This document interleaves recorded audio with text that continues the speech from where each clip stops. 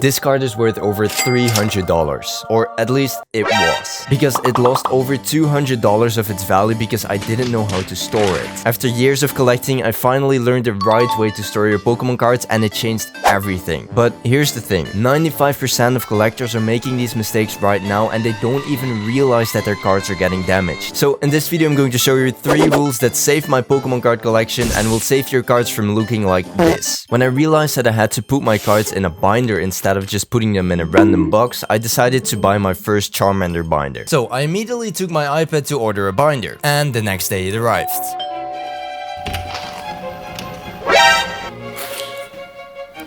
I ran to my collection, grabbed all the valuable cards I could find and put all of them in the binder. But exactly at that point I made a huge mistake. Even though my Charmander binder was looking awesome, I was storing my cards in the wrong way. I was putting all of these cards in my fancy Charmander binder with no protection at all, which is not good. When using a binder, always put your cards in a thin plastic protector called a penny sleeve.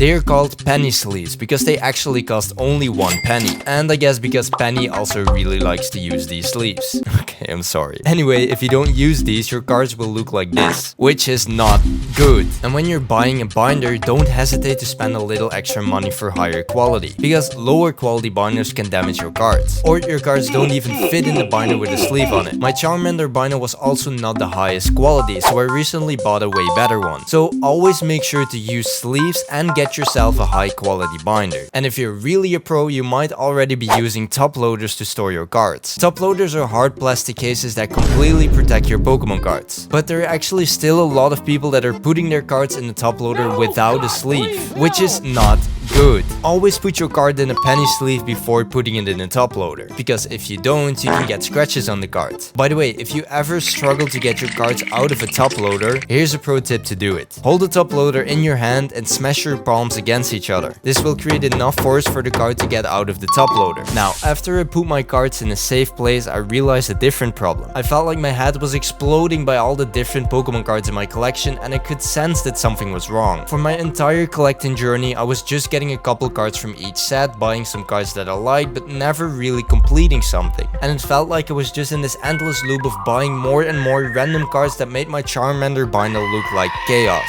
So I decided to start to collect a specific type of cards that were always my favorite when I was a kid, and they're called Mega cards. I always completely loved Mega Pokemon. They just look super cool, and all of these cards have this unique Japanese text on the card. And when I decided to set a goal for myself with Pokemon collecting, the chaos in my Charmander binder also started to disappear. The most important part is always that you collect what you like. But when you start to collect a specific type of cards, it feels like you're on a mission. A special task just for you to complete a full set of cards that you like. The reason why so many people try to finish master sets, collect every Gengar card or every Mega card that exists, is because it makes the hobby so much more fun. So go to your collection and pick a set, a type of card, or a specific card that you want to collect, and go all in to finish this collection. Okay, so we stored our cards in a nice and clean binder, and we have an amazing goal with Pokemon card collecting, but there's actually one thing missing. Because where do you keep all of these cards? Well, that's a good question. You can basically put them wherever you want. But there are 3 really important things you should keep in mind when storing your cards. First, keep your cards away from humid rooms because your cards can bend from this, which is also not good. Second, never let the sun shine on your cards because it can make the colors look really weird. And lastly, don't put too much pressure on your binders. Instead of stacking them on top of each other, put them in a closet like books. And eventually you'll have a library of full Pokemon binders. That would be cool, right? In the meantime, YouTube is saying that you want to watch this video next, so I'll see you there.